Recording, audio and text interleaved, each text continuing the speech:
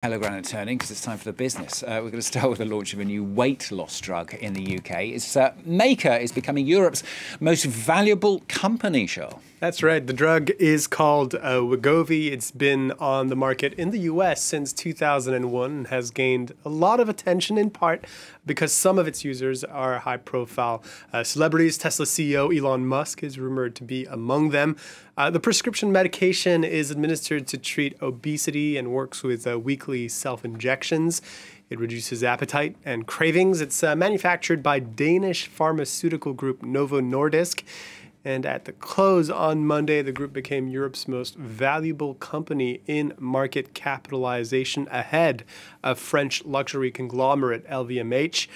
A few facts: it's being sold in the UK at a much cheaper price than in the US. Pharmacy Boots says it costs between £199 and £299 a month, depending on the dosage. That's still 5 times cheaper than what it's being sold at in the US. Novo Nordisk's market valuation is around that 397 billion euros. That's roughly equivalent to Denmark's GDP.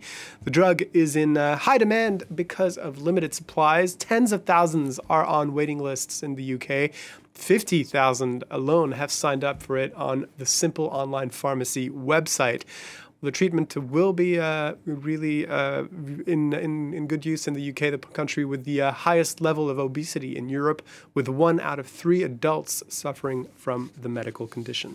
Yeah, I'm gobsmacked by those figures. But anyway, let's move on. Take us through what's happening on the stock market, Charles. Well, let's have a look at what's happening in European marketplaces at the open. Shares trading lower. As you can see, the FTSE in London down 2/3%. The Paris CAC 40 down 0.8%, and the DAX in Frankfurt down 2/3% as well, on the back of disappointing data from China as well. Manufacturing data in Asia, most shares trading in negative territory as well this Tuesday, except for the Nikkei in Tokyo, closing the session up 0.25%. The Hang Seng in Hong Kong leading the losses, down almost 2%. Let's take you to Australia for this next story. Public pressure has got the best of Qantas' CEO. The long-serving chief executive, Alan Joyce, who was at the helm of Qantas for 15 years, said he was bringing forward his retirement to this Wednesday following, among other things, accusations of illegal ticket sales at the flagship carrier. 5 days earlier, Australia's consumer watchdog alleged Qantas sold tickets to 8,000 flights in mid-2022 after they were cancelled. His replacement, Vanessa Hudson, has said restoring the airline's reputation is her top priority. Now, Charles is wrapping up the business in Kenya today, hosting that climate summit that we've been telling you about this week. And solar power is key in efforts to combat the effects of climate change on the continent. It also showcases African potential as a place for green investments. Let's take a look now at one green company in particular that's helping keep produce fresh and cold, helping farmers bring more produce to market. Solange Mougin has more. Once harvested, the days are numbered for these watermelons and avocados. In the sweltering tropical heat of this Nairobi market, bins of spoiled food go hand in hand with the mounds of fresh melons. The UN's Food and Agricultural Organization says between 30 and 40% of horticultural produce in sub-Saharan Africa spoils before it even gets to market. The major causes of post-harvest loss is how the produce is managed immediately after harvest.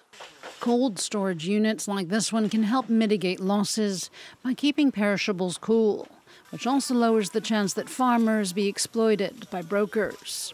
Brokers say that they're coming to harvest, but they delay, spoiling our oranges. Founded 4 years ago, a company called Soko Fresh, which means market fresh in Swahili, has capitalized on this need for cold storage. It sells space in solar-powered mobile units.